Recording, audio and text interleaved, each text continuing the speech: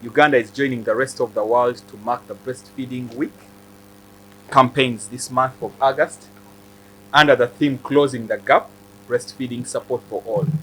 I want to thank you all for listening to the technical presentation, and this makes my summary very short. It's with great pleasure that we welcome you today to our Ministry of Health boardroom as we launch the breastfeeding campaign for 2024.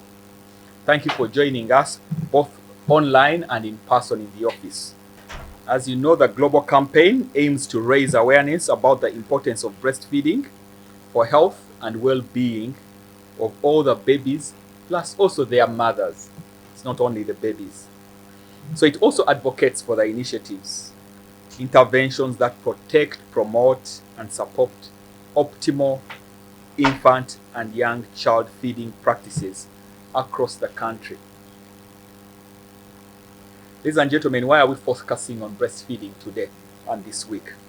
Breastfeeding is foundation for every life and the right for every mother and child.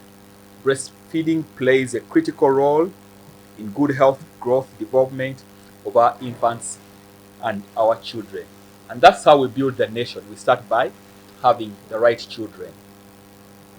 Breastfeeding is one of the most effective investments a country can make to ensure a smarter, healthier, and productive population. So part of the work of Ministry of Health is to recommend, our recommendation on the infant and young child feeding are very clear. Let me enumerate them. Number 1, initiation of breastfeeding within 1 hour of life, soon after the child is born. Number 2, exclusive breastfeeding for the first 6 months of life, meaning add nothing else other than the child breastfeeding. Continued breastfeeding for up to 1 year. And for those for HIV mothers, or 2 years and beyond for those who are HIV negative mothers. But we already know that we are moving towards zero transmission of HIV from mother to child, so we are sure that won't be applicable soon. I am happy to note that Uganda is progressing steadily to meeting the national and global breastfeeding targets. The current rate of exclusive breastfeeding stands at 87%, as reiterated in the Uganda Demographic Health Survey. This is a great achievement, but we can look for more because our actual target is beyond 95%. From the presentation which we've just listened to, there are ongoing country efforts to increase the breastfeeding rates. This year's theme focuses on closing the gap in the breastfeeding support. There is need to improve breastfeeding support in those specific areas such as working mothers.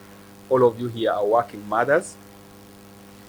Premature babies, those who are born before their actual dates, and low birth weight babies, those who are born below a certain weight which can survive well, and those who cannot benefit from their own mother's breast milk to ensure they survive and thrive. These are the babies who have lost their mothers or their mothers fall sick soon after delivery.